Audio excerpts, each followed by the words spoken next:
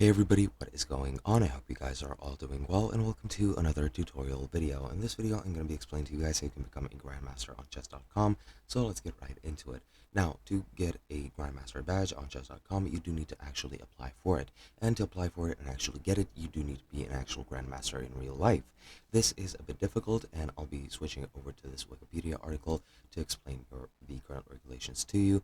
And as you can see, to become a grandmaster, you need to achieve the following, which are norms or favorable results in at least a total of 27 games in tournaments. And there are some exceptions, but for the most part, you need to have a performance rating of 2600 at the end.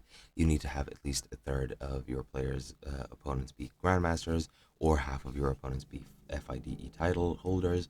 Then you need to have an average rating of your opponents be at least 2380, and the opponents you come across need to be from at least 3 different chess federations, with at most 60% being from your federation, or 66 being from a single federation that's not yours, and at least one norm must be scored at a Swiss tournament to actually be eligible, and an ELO rating of at least 2500 at any point is needed. And if you start below 2500 on a tournament, reach it on a tournament, and then fall below it during that same tournament, you just need to have reached 2500. It doesn't matter if you fall below it, but that is pretty much it. Hope you guys enjoyed, and I'll be seeing you guys in another video.